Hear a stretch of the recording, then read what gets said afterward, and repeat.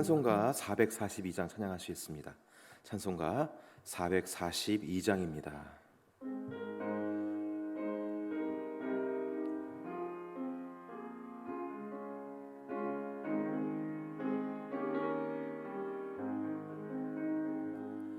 저 장밋꽃 위에 있을 아직 맺혀 있는 그때에 귀에 은은히 소리 들리니 주 음성 분명하다. 주님 나와 동행을 하면서 나를 친구 삼으셨네. 우리 서로 받은 그 기쁨을 알 사람이 없도다. 그 청아한 주의 음성 우는 새도 잠잠케 한다. 내게 들리던 주의 음성이 늘 귀에 쟁쟁하다. 주님 나와 동행을 하면서 나를 친구 삼으셨네. 우리 서로 받은 그 기쁨을 알 사람이 없도다. 밤 깊도록 동산 안에 주와 함께 있으려 하나. 괴로운 세상에 할 일 많아서 날 가라며 하신다. 주님 나와 동행을 하면서 나를 친구 삼으셨네. 우리 서로 받은 그 기쁨은 알 사람이 없도다. 아멘. 오늘 우리에게 주신 하나님 말씀은 창세기 21장 22절에서 34절까지의 말씀입니다. 구약 성경 27페이지에 있습니다. 창세기 21장 22절에서 34절까지의 말씀, 저와 한 절씩 교독하시고 마지막 절은 합독하실 텐데요. 제가 다 읽도록 하겠습니다. 그때 아비멜렉과 그 군대 장관 비골이 아브라함에게 말하여 이르되 내가 무슨 일을 하든지 하나님이 너와 함께 계시도다. 그런즉 너는 나와 내 아들과 내 손자에게 거짓되이 행하지 아니하기를 이제 여기서 하나님을 가리켜 내게 맹세하라. 내가 네게 후대한 대로 너도 나와 내가 머무는 이 땅에 행할 것이니라. 아브라함이 이르되 내가 맹세하리라 하고 아비멜렉의 종들이 아브라함의 우물을 빼앗은 일에 관하여 아브라함이 아비멜렉을 책망하매 아비멜렉이 이르되 누가 그리하였는지 내가 알지 못하노라. 너도 내게 알리지 아니하였고 나도 듣지 못하였더니 오늘에야 들었노라. 아브라함이 양과 소를 가져다가 아비멜렉에게 주고 두 사람이 서로 언약을 세우니라. 아브라함이 7 암양 새끼를 따로 놓으니 아비멜렉이 아브라함에게 이르되 이 7 암양 새끼를 따로 놓음은 어찌미냐. 아브라함이 이르되 너는 내 손에서 이 암양 새끼 7을 받아 내가 이 우물 판 증거를 삼으라 하고 두 사람이 거기서 서로 맹세하였으므로 그곳을 부엘세바라 이름하였더라. 그들이 부엘세바에서 언약을 세우매 아비멜렉과 그 군대 장관 비골은 떠나 블레셋 사람의 땅으로 돌아갔고 아브라함은 부엘세바에 에셀 나무를 심고 거기서 영원하신 여호와의 이름을 불렀으며 그가 블레셋 사람의 땅에서 여러 날을 지냈더라. 아멘. 오늘 우리가 읽은 본문에는 블레셋의 왕 아비멜렉과 군대 장관 비골 그리고 아브라함이 등장하고 있습니다. 우리가 이 상황을 제대로 이해하기 위해서는 소돔과 고모라가 심판당한 이후에 아브라함이 가나안의 남방 땅 그랄로 이주한 부분부터 살펴봐야 합니다. 아브라함은 소돔과 고모라가 심판당한 이후에 어찌된 영문인지 자신이 살던 헤브론에서 나와서 가나안의 남방 땅 그랄로 이주를 합니다. 혹자는 아브라함이 소돔과 고모라의 심판을 보고 두려워하여 가나안 남방 땅으로 피신했다라고 이야기하는 사람들도 있고, 또 다른 이들은 하나님께서 약속하신 땅을 살펴보러 갔다고 하는 분들도 계신 걸 알고 있습니다. 하지만 성경은 아브라함의 이주를 왜 했는지에 대해서는 보고하고 있지 않죠. 아브라함이 어떤 이유에서 가나안 남방 그랄로 이주했는지는 모르지만 분명한 것은 하나님의 섭리와 구원의 역사는 아브라함에게 계속해서 일어나고 있었다라는 점이죠. 아브라함이 그랄에 도착하자 당시 그랄을 다스리던 세력 블레셋을 마주하게 됩니다. 블레셋은 바다의 신 다곤을 섬기는 민족으로 그들은 가나안의 어떤 민족들보다 호전적이고 문화적으로 앞선 백성들이었죠. 순간 아브라함은 하나님을 모르는 그들의 모습에 주눅이 들게 되었고, 예전 아브람 시절 애굽왕 바로에게 행했던 대로 자신의 아내 사라를 누이라고 소개하는 방법으로 자신의 목숨을 보존하고자 했고, 애굽왕 바로와 마찬가지로 블레셋의 왕 아비멜렉도 사라를 아내로 맞이하기 위해서 데려갔습니다. 이렇게 다시 한번 아브라함과 사라를 향하신 하나님의 뜻, 다시 말해 아브라함을 통해 약속의 세대를 일으키시고자 하는 하나님의 구원의 역사는 아브라함의 잘못된 판단과 선택으로 말미암아 위기에 처하게 됨을 우리는 보게 됩니다. 하지만 아까도 언급했듯이 하나님의 섭리와 구원의 역사는 여전히 아브라함과 함께 했기에 하나님께서는 아비멜렉의 꿈에 나타나셔서 사라를 아브라함에게 돌려줄 것과 돌려주지 않으면 큰 화를 입게 될 것이라고, 더불어 아브라함은 선지자이므로 그가 아비멜렉 너를 위해서 기도하면 너의 집안이 살게 될 것이라고 엄숙히 권고를 하시죠. 이런 꿈을 꾸게 된 아비멜렉은 아브라함을 찾아가서 왜 나를 속였냐고 큰 소리로 호통을 쳤고, 그의 아내 사라를 돌려보내줄 뿐만 아니라 많은 선물을 주어서 자신의 결백을 증명해 보였습니다. 이에 아브라함은 아비멜렉과 그의 집안을 위해서 기도해 주었고, 하나님 말씀처럼 아비멜렉의 집안에는 아브라함의 기도로 말미암아 태의 문이 열리게 되어서 생명을 잉태하게 되었다고 성경은 보도하고 있습니다. 아비멜렉은 이러한 일을 겪으면서 자신의 땅에 들어온 아브라함을 특별히 좀 주목하게 되었을 겁니다. 사실 아브라함도 아브라함이지만 그와 함께한 여호와 하나님을 아마 특별하게 주목할 수 있게 되었을 거예요. 아마 이런 생각을 하지 않았을까요? 아브라함과 함께한 하나님 여호와는 자신의 사람을 끔찍이도 아끼는 신이구나. 정말 끝까지 책임지시는 신이구나. 저 신은 생명을 잉태하게도 하고 생명을 앗아가게도 할 수 있는 그런 진정한 생명을 주관하는 신이 바로 이 여호와라는 신이구나. 저런 신의 선지자인 아브라함을 내가 혹은 우리 집안 사람들이, 우리나라 사람들이 건드렸다가는 큰일 나겠다. 이런 생각을 해서 오늘 본문에 아비멜렉이 아브라함과 화친 조약을 맺고자 아브라함을 찾아온 것입니다. 일개 유목민과 그 땅을 다스리는 왕이 화친 조약을 맺는다? 좀 이해가 되지 않는 상황이 지금 하나님의 은혜 안에서 벌어지고 있는 거예요. 오늘 본문에 보니까 블레셋의 왕 아비멜렉이 그의 군대 장관 비골을 대동하여 아브라함을 찾아왔다라고 기록하고 있습니다. 여러분, 왜 아비멜렉이 자신의 호위병 몇 명이 아니라 군대 장관까지 대동해서 그와 함께 아브라함을 찾아갔다는 것일까요? 그만큼 아브라함과의 만남에 무게를 두었다라는 증거입니다. 이 모습은 어쩌면 나라와 나라 간의 조약을 맺는 모습이기도 하고, 한편으로는 아브라함과 함께하는 여호와 하나님을 대하는 그의 태도가 남달랐다는 것을 보여주는 증거이죠. 이렇게 하나님께서는 아브라함을 높여주셨어요. 블레셋이라는 호전적인 민족의 왕도 함부로 하지 못할 정도로 하나님께서는 아브라함을 창대하게 하셨던 것입니다.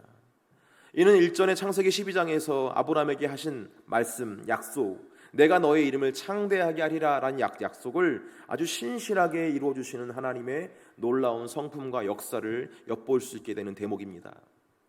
이렇게 아비멜렉은 아브라함과 화친 조약을 맺습니다. 그 내용이 오늘 본문 22절부터 24절까지 나와 있는 거예요.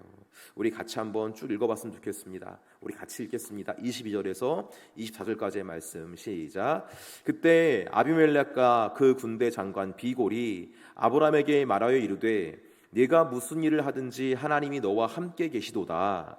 그런즉 너는 나와 내 아들과 내 손자에게 거짓되이 행하지 아니하기를 이제 여기서 하나님을 가리켜 내게 맹세하라. 내가 내게 후대한 대로 너도 나와 내가 머무는 이 땅에 행할 것이니라. 아브라함이 이르되 내가 맹세하리라 하고 라고 나와 있죠. 아브라함과 화친을 맺는 아비멜렉의 이야기를 이렇게 좀 들어보면 하나님에 대해서 굉장히 많은 것을 의식하고 있는 것을 보게 됩니다. 하나님이 당신과 함께 하시는 것을 내가 보았기 때문에 내가 지금 당신과 화친을 맺는 것입니다. 이런 내용이겠죠. 그러니 당신은 나와 내 후손들에게 해를 입히지 않겠다고 지금 하나님 앞에서 빨리 약속하십시오. 그러면 나도 당신들의 자손에게 해를 입히지 않겠습니다. 이렇게 지금 약속을 하고 있는 거예요. 아비멜렉의 이야기를 들으면서 좀 그런 생각을 해봤어요. 아비멜렉이 아브라함의 삶 속에서 하나님의 나타나심을 보고 이렇게 머리를 막 조아리면서 한 나라의 왕이 그 땅의 지배자가 이렇게 머리를 막 조아리면서 화친 조약을 맺어주십시오라고 한 것처럼 우리의 삶에도 하나님의 나타나심이 있다면 우리의 삶에 어떤 일이 벌어질까? 우리는 하나님 말씀에 순종하는 것에 대해서 이 순종은 나의 족쇄이고 나의 자유의지를 억압하는 것이고 라고 이렇게 의식적으로나 무의식적으로 생각할 때가 더러 있는 것 같아요.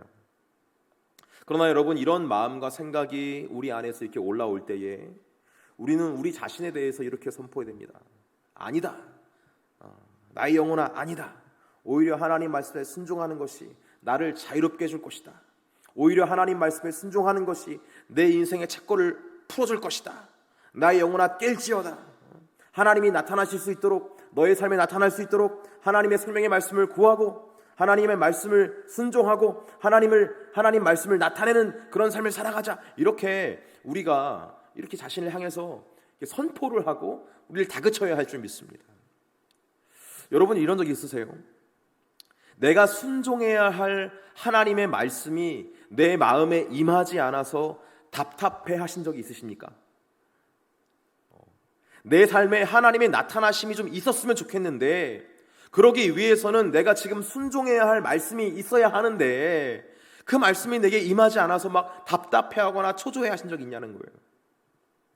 가만히 생각해 보면은 이렇게 반응하는 게 정상이거든요. 하나님의 말씀이 하나님의 나타나심의 유일한 통로인데 내가 순종해야 할 그 말씀이 떠오르지 않는다면, 내 마음과 생각에 임하지 않는다면 그것으로 초조해하고 고통스러워하는 게 정상 아닌가요? 그런데 우리는 하나님의 말씀이 내 삶에 나타나는 것을 사모하지도 않을 뿐더러 구하지도 않고 있고, 어쩔 때는 하나님 말씀과 율례가 떠오르지 않을 때가 더 자유롭다라고 느낄 때가 더러 있는 것 같아요. 여러분, 우리의 이런 습성은 죄의 습성과 맞닿아 있는 것입니다. 오늘 이 새벽에 이러한 습성을 십자가에 못 박을 수 있는 저와 여러분 되기를 예수님의 이름으로 축복합니다. 그래서 하나님의 나타나심에 대해서 사모할 수 있는, 그래서 내가 지금 순종해야 할 말씀을 간구할 수 있는, 받을 수 있는 저와 여러분 되기를 예수님의 이름으로 축복합니다. 오늘 본문에 보면 아비멜렉과 화친하는 중에 아비멜렉과 그간 있었던 오해를 이 아브라함이 푸는 것을 보게 돼요. 25절부터 27절까지의 말씀인데요, 제가 우리말 성경으로 좀 이거 이야기처럼 한번 읽어드릴게요. 이렇게 말하고 나서 아브라함은 아비멜렉의 종들이 우물을 빼앗은 것을 아비멜렉에게 항의하였다. 그러나 아비멜렉은 이렇게 말하였다. 누가 그런 일을 저질렀는지 나는 모릅니다. 당신도 그런 말을 여태까지 나에게 하지 않지 않습니까? 나는 그 일을 겨우 오늘에 와서야 들었습니다. 아브라함이 양과 소를 끌고 와서 아비멜렉에게 주고 두 사람이 서로 언약을 세웠다. 아비멜렉의 사람들이 아브라함의 우물을 빼앗은 일이 있었어요. 하지만 이는 아비멜렉의 지식에 따른 것이 아니라는 사실이 여기에서 드러나게 된 거예요. 이에 대해서 아브라함은 자신이 판 우물의 소유권을 이렇게 주장하기 위해서 28절부터 이렇게 이야기를 하는 것을 보게 됩니다. 제가 또 읽어드릴게요. 아브라함이 양떼에서 새끼 암양 7마리를 따로 떼어 놓으니 아비멜렉이 아브라함에게 물었다. 새끼 암양 7마리를 따로 떼어 놓은 까닭이 무엇입니까? 아브라함이 대답하였다. 내가 이 우물을 파놓은 증거로 이 새끼 암양 7마리를 드리려고 합니다. 이 두 사람이 여기에서 이렇게 맹세하였으므로 그곳을 브엘세베라고 한다. 방금 읽은 본문 속에서 아브라함은 일전에 자신의 아내 사라를 누이라고 속였던 사람이라고 생각되지 않을 정도로 아주 의연하고 대담한 모습을 보이게 돼요. 자신이 거주하는 땅의 주인 아비멜렉이 군대 장관과 함께 자신의 앞에 딱 이렇게 권위 있게 서 있는데도 불구하고 왜 내가 판 우물을 당신네 종들이 빼앗습니까? 막 이렇게 확 얘기한다는 둥. 선물을 내밀면서 자신이 판 우물에 대해서 소유권을 막 주장하고 있잖아요. 이거 줄 테니까 나에게 이거 주십시오. 이렇게 막 당당하게 얘기를 해요. 아주 대담하게 아비멜렉과 화친하는 아브라함을 우리는 오늘 본문에서 대하게 됩니다. 한편 오늘 본문에서 우리가 좀 주목해서 봐야 할 점은 이거예요. 그런 여러 가지 이야기들 속에서 하나님께서 지금 이 과정들을 어떻게 섭리하고 계시냐. 하나님께서 아브라함의 가정을, 특히 믿음의 다음 세대인 이삭을 양육하시고 보호하시는 길을 지금 차근차근 만들어 가시고 있는 중이라는 것을 우리가 살펴봐야 한다는 거예요. 여러분 생각해 보세요. 이삭이 태어나기까지, 아브라함의 아들 이삭이 태어나기까지 정말 수많은 위기들이 있었습니다. 아브라함은 자신의 아내가 사라인 것을 속여서 자칫 애굽왕 바로에게서, 그리고 오늘 본문 아비멜렉에게서 아내를 빼앗긴 일도 있었었고, 아브라함과 사라를 통해 이삭을 낳게 될 것이라는 약속을 믿지도 않았을 뿐더러 더불어 세상에 떠도는 어떤 세속적인 방식으로 그 약속을 대체하려는 어떤 시도까지도 막 하게 된 걸 보게 돼요. 뿐만 아니죠. 고향 갈대아 우르에서부터 지금에 이르기까지 크고 작은 위험과 위협이 있었을 것이고, 조카 롯을 구출하기 위해서 전쟁 한복판에 막 뛰어들기도 했던 사람이 바로 아브라함이었어요.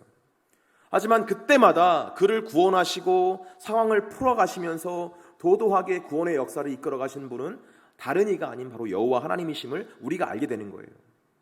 오늘 본문에서 낯선 땅 그 아래에서 아브라함에게 우물을 주신 분이 누구십니까? 결국엔 하나님이 하신 거예요. 대한민국은, 우리나라는 지금 살기 좋은 나라이기 때문에 수도꼭지만 딱 돌리면 깨끗한 물이 막 쏟아지지만, 아브라함이 살던 시대, 그리고 그 지역은 물이 너무나도 귀한 시대였고 그런 지역이었어요. 그런 상황에서 우물을 소유하게 되었다는 것은 생명의 원천을 얻는 것이나 다름없는 참 귀한 일이었습니다. 하나님께서는 어쩌면 그의 대적이 될 수 있었던 아비멜렉을 오히려 화친하게 해주심으로 말미암아 아브라함의 생명, 그리고 그의 가정, 특히 이삭의 생명을 보존하시고 있는 중이었고, 아비멜렉과 화친함으로 말미암아 간접적으로 그 지역에서 있었던 수많은 가나안 족속들의 공격에서 보호받는, 아비멜렉에 의해서 보호받는 그런 수혜를 또 간접적으로 누리게 하셨죠. 또 그를 더욱더 순수한 약속의 자녀, 믿음의 자녀로 키우시기 위해서 좀 아픈 일이지만 하갈과 이스마엘로부터 분리시킨 분도 바로 하나님이십니다. 아브라함은 그런 일들을 할 수가 없었어요. 이삭을 가질 수도 없었었고, 이삭을 키울 만한 환경을 그가 조성할 수도 없었고요. 이삭을 하나님의 자녀로 그렇게 아주 순수하게 양육할 수 있는 그런 힘도 없었어요. 이스마엘을 어떻게 내쫓아요? 다시 말해 하나님의 구원의 역사, 그 섭리를 성취하고 이룰 수 없는 사람이 바로 아브라함이었다는 거예요. 오히려 아브라함이 시도했던 모든 시도들은 하나님의 구원 역사를 회방하는 일밖에 한 것이 없다는 것을 성경을 통해 우리가 확인하게 되는 거 아닙니까? 하나님께서 아브라함의 모든 부족한 부분들을 채워가시면서 그렇게 하나님께서 계획하시고 소망하신 역사를 보존하시고 보호하시며 이끌어 가시는 것을 우리는 성경을 통해서 확인하게 되는 거예요. 성도 여러분, 지금 저는 우리가 아무것도 하지 말아도 된다, 이걸 말하고 싶은 게 아닙니다. 우리는 가끔 현실을 보면서 낙담할 때가 있어요. 좌절할 때도 있죠. 풀리지 않는 현실을 목도하면서, 그리고 그 현실 속에서 너무나도 무력한 자기 자신을 발견하면서 허탈해하고 초조해하고 왜 나에게 이런 일이 일어났는가 자책하고 원망하며 하나님께서 우리에게 허락하신 하루를 이렇게 막 허비할 때가 있는 것 같아요. 하지만 여러분, 우리는 우리의 인생에서 어떤 빈칸을 남겨둬야 됩니다. 내가 이 정도까지는 하는데 일 끝났다, 아니에요. 이 빈칸에 역사가 있다라는 거예요. 우리는 항상 그걸 기억해야 돼요. 인생의 한켠을 비워두고 그 자리에 예수님을 주인으로 모셔드려야 한다는 거예요. 그분의 말씀을 구하고 그분의 말씀을 청종하며 우리를 인도하시는 선한 목자 되신 예수님을 우리의 주인으로, 그 빈칸의 주인으로, 아니 삶의 전체의 주인으로 인도하실 수 있도록 우리의 삶을 내어드려야 할 줄 믿습니다. 그러면 그 순간부터 우리의 주인으로 임하여 주셔서 우리 삶의 주님의 역사를 이루어 가시기 시작한다는 거예요. 아브라함은 하나님과 동행하는 모든 순간 속에서 놀랍게 섭리하시는 하나님을 그렇게 차근차근 만나게 되었어요. 그때마다 그는요, 하나님의 이름을 부르면서 찬양하는 모습을 우리는 보게 됩니다. 창세기 14장에는 지극히 높으신 하나님, 엘 엘르욘이라는 원어로 이렇게 지극히 높으신 하나님을 이렇게 높여드렸고, 그러니까 하나님을 지극히 높으신 분이라고 이렇게 인정해드리는 어떤 그런 고백하는 어떤 그런 일들이 창세기 14장에 있었고요. 창세기 17장에는 하나님께서 직접 자신을 소개하시기로 전능하신 하나님이다, 엘샤다이라고 자신을 소개하신 것을 가지고 하나님은 엘샤다이 하나님이시구나. 그리고 오늘 본문 창세기 21장 33절에서는 아브라함이 뭐라고 고백하고 있냐면은 영원하신 하나님 엘올람이라고 고백하고 있습니다. 인생의 여정에서 우리는 하나님에 대한 지식이, 그리고 하나님에 대한 찬양이 깊어지고 넓어지는 것을 경험하게 되죠. 어제 주신 하나님의 은혜도 참 감사하지만 오늘 내게 주신 새로운 은혜 안에서 우리는 하나님의 새로운 모습, 새로운 역사, 새로운 성품을 발견하게 되기도 합니다. 예전에는 귀로만 들었던 어떤 하나님의 그 역사를 이제는 우리의 삶이 바라보면서 찬양하는 어떤 우리 자신을 바라보게 된다는 것이죠. 그러고 보면은 하나님은 보면 볼수록, 알면 알수록 신비롭고 아름다우시며 매혹적이시고 때로는 두렵기도 하고 때로는 너무나 따뜻하기도 한 우리의 하나님 아버지가 되십니다. 그래서 여러분 살면서 나는 하나님을 모두 알고 있다 라고 한다거나, 하나님께서 하실 일은 여기까지다 라고 한다거나, 내 인생은 끝났다 라고 하는 것은 어찌 보면 굉장히 교만하고 불경일 수가 있는 거예요. 왜? 하나님은 어제나 오늘이나 동일한 분이시지만 또한 새로운 역사로 우리를 찾아오시는 정말 새로우신 하나님이시기 때문에 그래요. 오늘도 우리에게 찾아오셔서 새로운 모습을 보여주실 하나님을 기대할 수 있는 저와 여러분 되기를 바랍니다. 특별히 오늘 본문에서 아브라함은 에셀 나무를 심고 그 앞에서 엘올람, 즉 영원하신 하나님을 불렀다고 기록하고 있어요. 왜 아브라함은 많고 남은 나무 중에서 에셀 나무를 심었을까요? 에셀 나무는 상수리 나무의 한 종류로 소금기가 많은 땅에서도 잘 자라는 나무라고 합니다. 가혹한 조건에서도 특별히 물을 주지 않아도 잘 자라는 나무인데, 왜 이렇게 에셀 나무가 잘 자라냐? 에셀 나무의 뿌리가 길어서 지하수를 이렇게 잘 흡수하기 때문에 에셀 나무의 생명력이 질기다는 거예요. 이 에셀 나무가 얼마나 잘 자라냐면은 예로부터 지역의 사람들은 이 에셀 나무를 바람막이 혹은 그늘용 나무로 쓰기 위해서 심었다라고도 이야기를 하더라고요. 아브라함이 에셀 나무를 심고 영원하신 하나님을 찬양한 이유가 무엇일까요? 아브라함 자신의 인생을 돌아보자면 광야와도 같았어요. 열매를 바라기는커녕 물도 없었고 길도 없었고 그렇게 허무하게 살다가 먼지로 돌아갈 인생이 바로 아브라함 자신의 인생이었던 것이죠. 하지만 그의 인생에 하나님께서 나타나신 이후에 완전히 변하게 되는 것입니다. 소망과 비전이 없던 그에게 하나님께서 약속이란 것을 주셨고, 자녀를 낳을 수 없는 그에게 자녀를 안아볼 수 있는 그런 기회를 허락하셨죠. 아비멜렉과 언약을 하는 중에 그는 자신의 인생을 돌아봤을 거예요. 이랬을 것 같아요. 언약을 하는 중에도 내가 지금 뭘 하고 있는 거지? 이 땅을 지배하고 있는 저 왕과 화친조약을 맺고 있다니, 와, 내가 두려워서 그는 군대 장관까지 대동하고 내가 그에게 나 좀 도와달라고, 내 목숨 살려달라고 싹싹 빌어도 모자랄 판에, 아니 지금 내게 와가지고 화친을 맺어달라고 저렇게 간곡하게 얘기하고 있다니, 이게 지금 도대체 무슨 일이야? 엘올람, 영원하신으로 번역된 이 올람이란 단어는 숨겨진이라는 의미가 내포되어 있습니다. 정말 하나님의 숨겨져 있지만 보이지 않지만 실제로 역사하시는 하나님을 지금 아브라함은 목도를 하고 있는 거예요. 그리고 놀랍게도 아브라함이 처음 하나님을 만났을 때부터 지금까지 하나님은 숨어서 역사하시지만 똑같이 역사하시는 것을 지금 목도하고 있는 것입니다. 광야와 같은 인생이 보이지 않게 역사하셔서 내 인생의 에셀나무처럼 그늘이 되어주셨고 바람막이가 되어주신 분이 바로 하나님이셨어요. 내 인생에 그런 일이 벌어질 수 없었거든요. 에셀나무 같이 자신의 인생을 자신을 보호해 줄 만한 어떤 그런 것들이 없었는데 하나님께서 그런 존재가 되어 주시는 거예요. 절대로 일어날 수 없을 것만 같은 어떤 상황에서도 아이를 낳게 해주시고 민족에 대한 약속을 품게 해주시고 또 꿈과 희망과 소망을 갖게 해주시는 하나님, 그렇게 에셀나무 같이 자신의 어떤 인생을 새롭게 하시는, 보호하시는 피난처가 되시는 그 하나님을 만나면서 내가 이 하나님을 항상 기억해야 되겠다.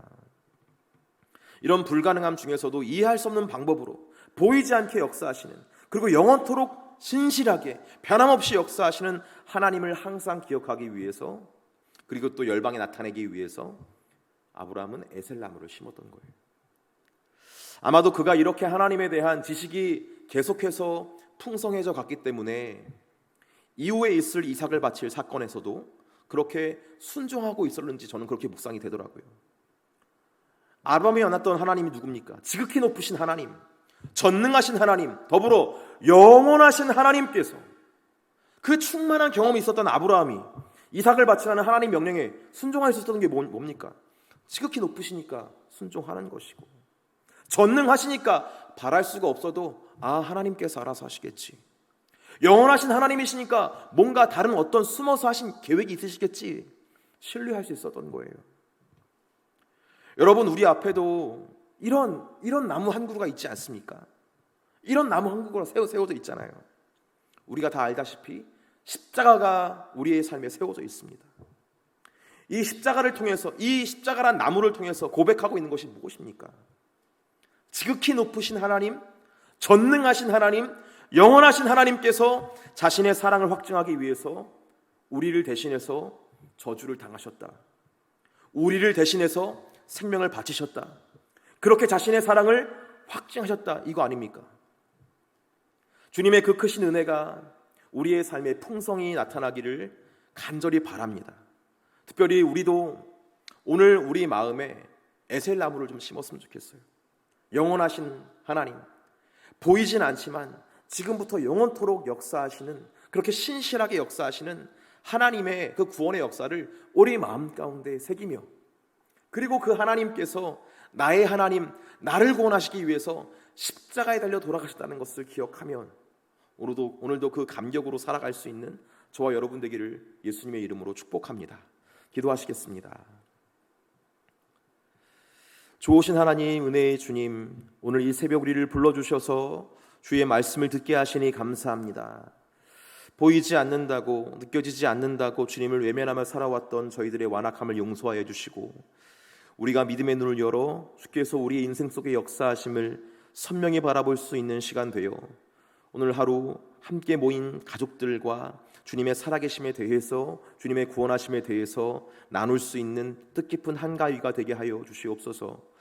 우리를 여기까지 인도하신 하나님의 은혜를 깊이 묵상하게 하시고, 그 크신 사랑이 이 예배를 드리고 있는 우리에게, 그리고 우리가 만나는 모든 이들에게 흘러갈 수 있게 하여 주셔서 주님의 풍성하신 사랑 안에서 생명의 교제가 있게 하여 주시고, 우리를 향하신 아버지의 뜻이 우리의 삶에서, 그리고 우리의 가정과 모든 삶의 영역에서 이루어지는 놀라운 날이 속히 올 수 있게 하여 주시옵소서.